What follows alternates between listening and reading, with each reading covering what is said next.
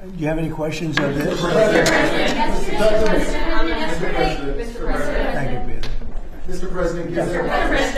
President, given Iran's attacks on Kuwait, this latest attack on Kuwait, is the ceasefire with Iran still on? Well, you know, there's a reason for everything. And we hit them pretty hard the night before, and actually last night. And when it was explained to me, I said, all right, so we'll do that. But we've been hitting them pretty hard, a little bit. So there is a reason for certain things, and there's usually a reason that sometimes makes sense. But they did something, not a big deal. We got it, we nipped it in the bud very quickly, as we do. We're the greatest military in the world. But some people would say they were slightly provoked because we took a strong action for a different reason. So they were reciprocating. Yep. Can you explain? I hear the negotiation itself has gone very well, actually. Very well. Mr. President, It could happen. I mean, if it happens, and it might not happen, you know, who knows? But if it happens, it could happen like over the weekend. How do you define ceasefire? Pretty much the way it is. It's a different part of the world. You know, I'd say in that part of the world, ceasefire is when you're shooting in a more moderate manner. Mr. President, yesterday you signed. It's not bad, but it's true. I mean, it's a ceasefire there is much different than a ceasefire in other parts of the world. Mr. President, can you explain why you decided to drop the anti-weaponization fund? So I love it. I think it's so important. People were, this is a victim right here, but not only a victim, he was also a student of it. What happened to great people, great American people, the way they were victimized, the way they were savaged. You have suicides, they killed themselves, they went bankrupt, they were weaponized by the Biden administration, by a bunch of thugs, including Obama people, and like nobody's probably ever been. I mean, I can think of maybe 2 instances in this country where they've had it to somewhere that extent. I'm not even sure if it was so much. They were put in jail for long periods of time. They were accused of things that never happened. They had prosecutors that were radical lunatics, and their lives were destroyed.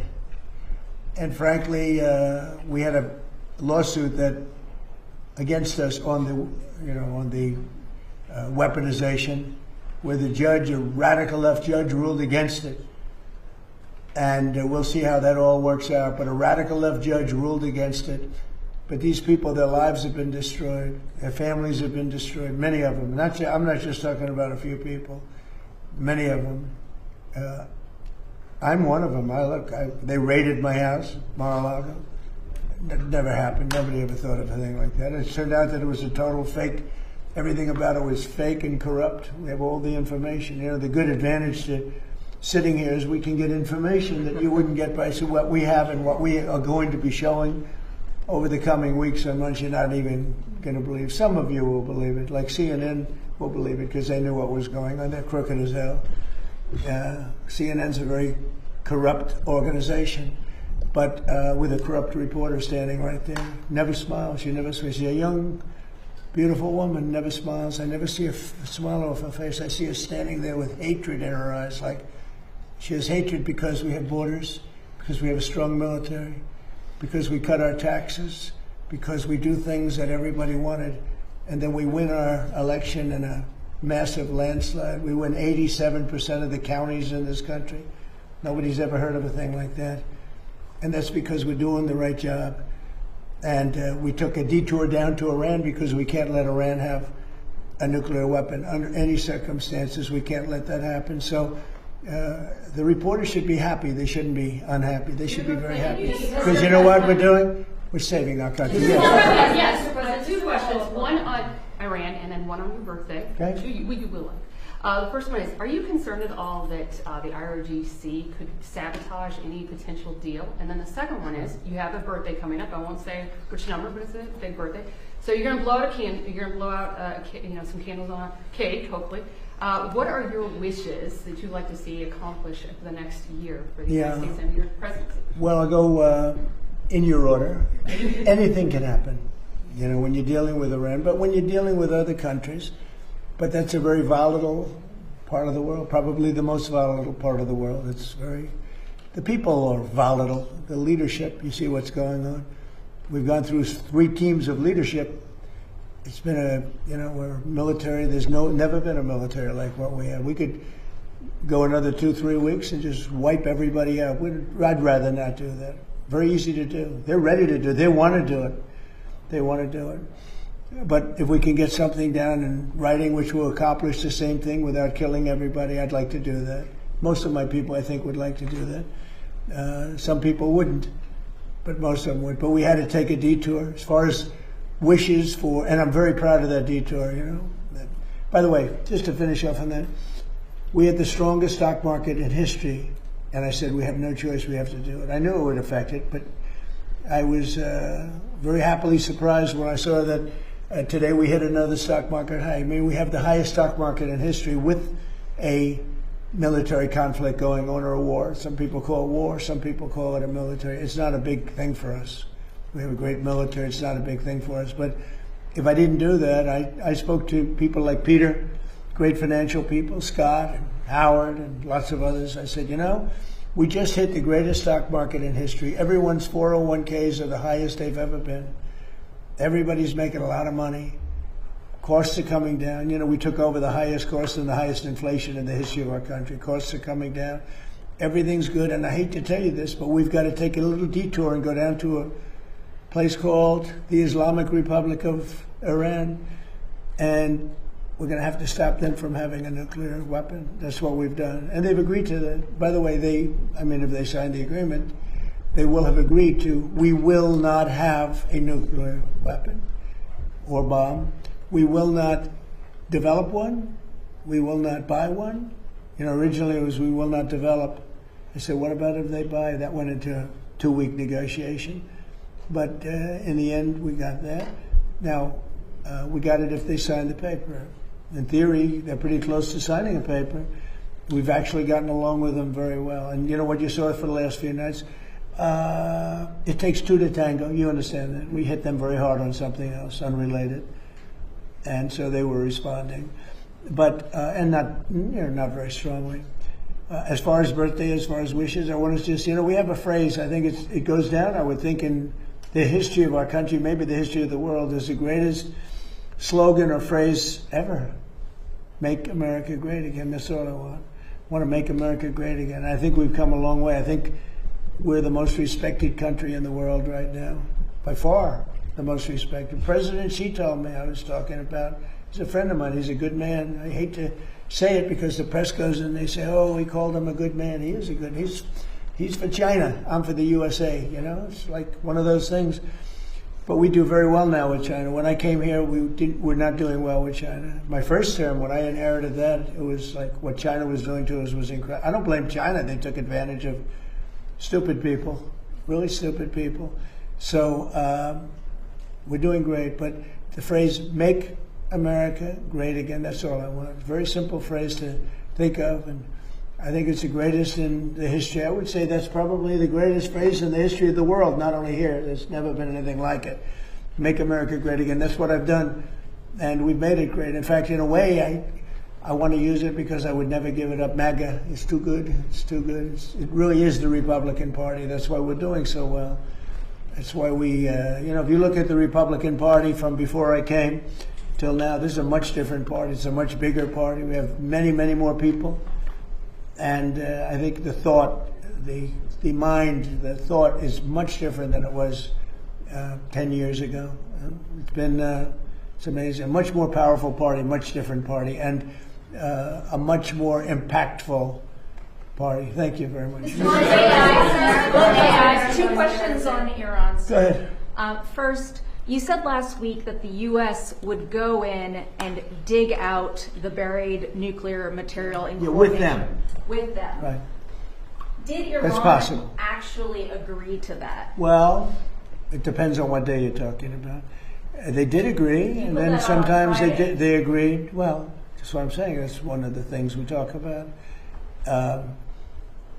It's very overrated. I'm the one that overrated it. I thought, to me, it was important. To other people, it's not important because those beautiful B-2 right here, the B-2 bombers, they obliterated.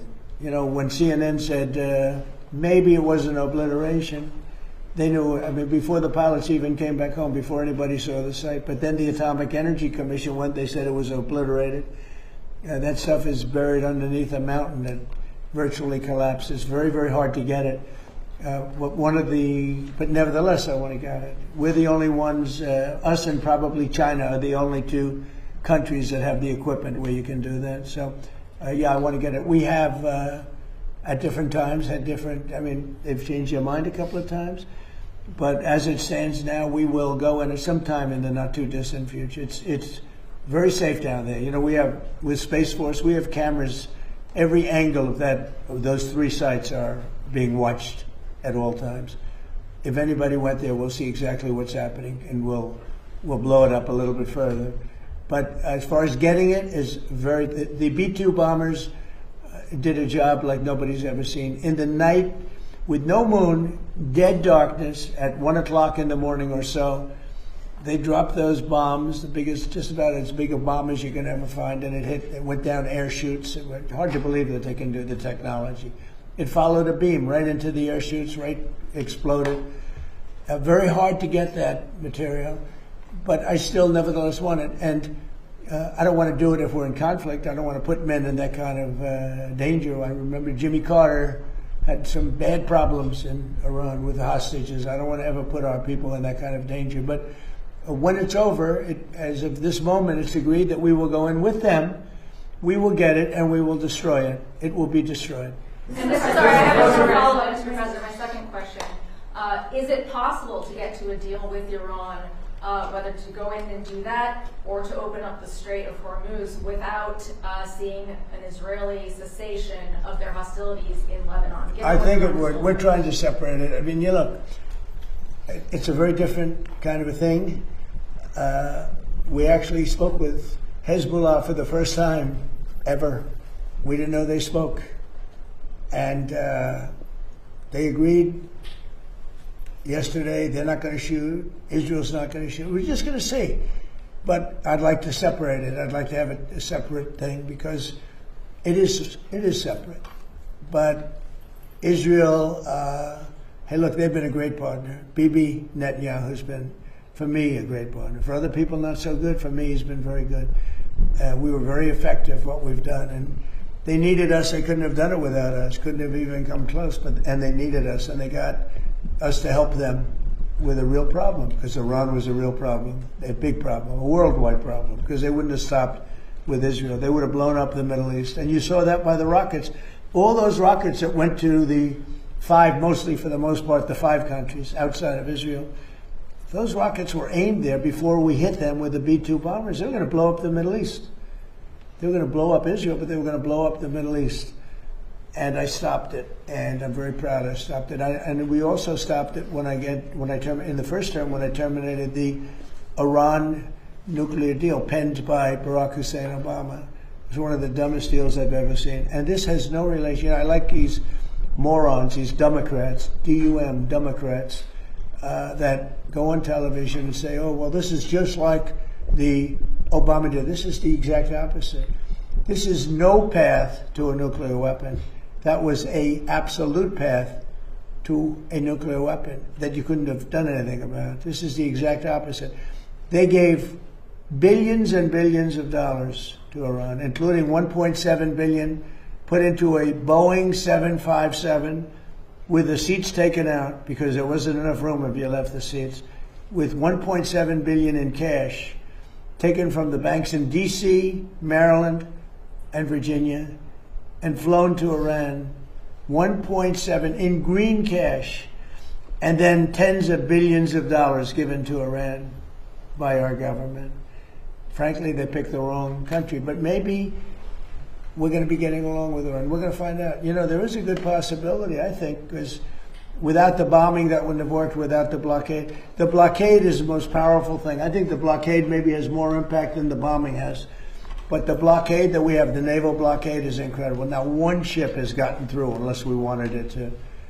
And people respect it a lot. And we'll see. But, you know, there's a chance if this really worked out, they could rebuild. You know, it used to be a very, very good nation. You go back, I have friends that used to, old timers, they used to go there and they used to do well. They used to build and run. They built apartment houses and they built office buildings that are hard to believe, right? But there's a chance that maybe that comes back. But whether it comes back or not, I think we have a very powerful deal that we're negotiating. The exact opposite as the Obama deal. The Obama deal was a disgrace. It gave them a nuclear weapon. We do the exact thing. We, under our deal, they will never, ever have a nuclear weapon. One of the other things that happens, and this is important, but there's nothing more important than taking away the capability of a nuclear weapon from Iran. Mr. President, Wait. But one of the other things that's important, and very important, is that immediately upon signing the Memorandum of Understanding, the Hormuz Strait will open. And it'll open up quickly, and we've already had our minesweepers there. You know, we're sweeping, as you probably have heard. And these are underwater minesweepers. They're great, amazing technology. They're underwater because usually when you're looking for mines, that usually means you have some dangerous characters out there. That's why. So we're underwater, but we've swept mines, and we've gotten most of them, we think. So, but the Hormuz Strait will open immediately upon signing. Now, that's subject to a couple of areas being cleaned out also of mines, which we don't think there are any. So it'll happen very quickly, and we'll take the southern route anyway. But immediately upon signing, we open up the Hormuz Strait. Mr. President, just to clarify on what you said, excuse me, Mr. President, just to clarify on what you were asked earlier, is the $1.8 billion DOJ fund dead or is it on hold? It's, I'd have to ask the lawyers, I don't know. I know one thing, the weaponization, are you talking about the weaponization fund? Yeah, what's your decision? The weaponization fund, as far as I'm concerned, was a beautiful thing. It was something I didn't make it, but I heard that. I thought that was the greatest thing because people like you have abused our people so badly. The fake news like CNN, like the New York Times and like others have abused our people. Wait a minute, be quiet. Have abused our people so badly, and you should be ashamed of yourself. You used to be a conservative. She was a conservative from Alabama, can you believe it? But CNN, in particular, CNN, does such false reporting. But now they have new ownership, so maybe it'll straighten it out. I doubt it. But it's hard to straighten garbage out. But CNN has abused, and others have abused so badly. People, these are people that are great people that were destroyed. Their families have been destroyed. Many suicides. They committed suicide. People that went there with love. They went there with love. You know, when I made that speech early in the day, tremendous crowd. I hate to say because they'll say, oh, I was wrong on the number, but I believe it's the largest crowd I've ever spoken to by twice. The biggest crowd, I think, bigger than the inaugurations, bigger than anything. And there was so much love and friendship. It was the most amazing thing. People were crying. They were like, wait a minute, let me finish. And those people have been abused by you and by others and by the politicians, by the Democrats. They're dumb people. They want to have open borders. They want to have transgender mutilization of your children. They want to have men playing in women's sports. They want to have high taxes. They turned down, you know, they fought us on the tax bill, and they fought us because they want people to pay high taxes because they're crazy. There's something wrong with them. There's something wrong with you. It's a shame. Yeah, go ahead, Mr. please. President, thank you so much. On communism, today you have some stirring words on communism. I just wrote that. Did you like it? Did you think it was well written? Well, it's certainly very meaningful to Americans. Well, I'd read it. Do you want to read it? Do you have it? You could read it. It's on Truth. I just wrote it. I just felt I've seen what's going on with communism, and I see this country. Read it. I'd love to have you think it. You wrote that quote, communists always do well with the voters, or as they would say, the people in the early years. But in the end, the country, state, or city goes to hell. Great violence proceeds at levels never seen before, and the entity dissolves into poverty, squalor, and crime. Remember, breathtaking popularity first, and then guaranteed death and destruction. Well, you see it happening with New York. You see it happening with Los Angeles and parts of California. And it's so easy, you know. I'd be the greatest in the world. Nobody would be as good as me. I'd give away everything. I could be the greatest. I would sell them. You're going to get free rent. You're going to get free houses. You're going to get free food. You're going to get free everything. But eventually that ends. and it leads to death, destruction, and squalor 100% of the time.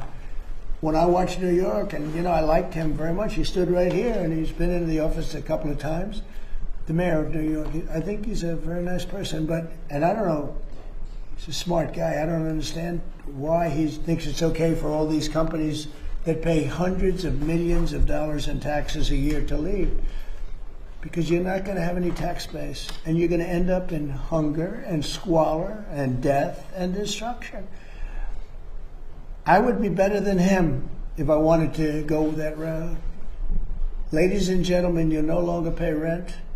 You no longer have to pay interest on your mortgage. In fact, I'll end your mortgage. I'm going to cut everything.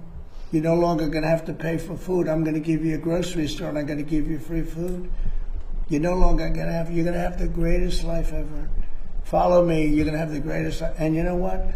For a couple of years, that's such a powerful, I would be the best ever at giving it. Nobody would ever be. I had to sell free enterprise. Free enterprise is tougher to sell, but that's what's made our country great. And that's why it's great again now. If I didn't get elected, we wouldn't have a country. We really wouldn't have a country. This country would be finished. But I see what's happening in Los Angeles. I see what's happening in New York. Where I look at Chicago, you have a stupid governor, a dumb governor, a really dumb guy. I know him well. He's a failure in his family, Pritzker. I know the family. I was partners in a deal with them. I made a lot of money. They made money. We made a good partnership. But he was like an outcast in the family. He was a slob. And the mayor is a low IQ person. I mean, he's a stupid person. Chicago has a real chance to become great again. There's a case, great again. If we were allowed to do what we did in Washington or Memphis, I was with the governor of Tennessee yesterday, and he said, I want to come in. He came in to thank me. I said, for what? He said, what you did for Memphis. Memphis, the crime is down about 72%. And it's going, he said, it's like a different city. Washington is even more so. We started a little bit earlier. Washington, you walk down the streets and people feel safe here again. It's a safe city. If I were, oh, by the way, in Louisiana, what I've done there is unbelievable. Because the governor, Jeff Landry, called. He said, you got to help me with New Orleans. We have a tremendous crime problem. And I sent in our really talented people, including National Guardsmen. And they did an unbelievable. They had the safest. They said they had the safest. It just ended about 3 weeks ago. They had the safest Mardi Gras they've ever had. I could do that in Chicago, but you have to have the support of a governor. You can't have a slob that says, we don't want it. People get murdered, and he says it's fine. They lost 5 or 6 people last week, and they said, it's fine. They're not going to lose 5 or 6 people. And I would make Chicago so good and so safe. It's got potential. The longer it goes, the harder it is to fix. And San Francisco, we could do such a good job. My friend said, please let the mayor, he's a liberal guy, nice guy. I talked to him. He wants to make San Francisco good, and he's trying very hard. I said, look, I can do it much faster than you. Please let me have a time. I spoke to the mayor, and some very important people asked me to give him a chance because they'd like to see if he could do it. And he's doing okay, but I could do it much faster, much better. And we can remove, don't forget, 2% of your people create 90% of your crime. That's a great number because 2% of the people you can take care of. If it was 90% of the people, that's no good. But 2%. In Washington, right here in D.C., we removed close to 5,000 hard-line criminals. Many came in through the Biden open border. We removed them from Washington, D.C., and it's one of the reasons that we're so safe now. We have a great, beautiful place. Again, the fountains are almost all open. You're going to have the reflecting pool opened within hours. I mean, literally within hours. The water starts pouring in tonight. It's going to be beautiful. You haven't seen that since 1922. Think of that. 1922. It hasn't worked. Never worked. From the day they built it, it never worked. But you're going to see that. And people are all thanking me because Washington's beautiful again. The parks are open. We changed the grass. Grass has a life also. Like people, grass has a life. And that grass hasn't been changed in 70, 80 years. It died many times over. We have beautiful grass, beautiful parks, beautiful everything. We don't have people living on it. And Washington, D.C., in a matter of 14 months, Washington, D.C. is like a different place. People are coming here. You know, the restaurants were all going out of business, as you know, because you use the restaurants. And now the restaurants are hot. In fact, if anything, we don't have enough restaurant space. They're all reopening. It's become vibrant. It's a beautiful thing to watch, and I am honored that I've been able to do it to our nation's capital. Thank you very much, everybody. Thank you, press. Thank you, press. Thank you, press. Thank you, press. Thank you, press. Thank you, press. Thank you, guys. Thank you, guys. Thank you, guys. Thank you, guys. Thank you, guys. Thank you. Thank you.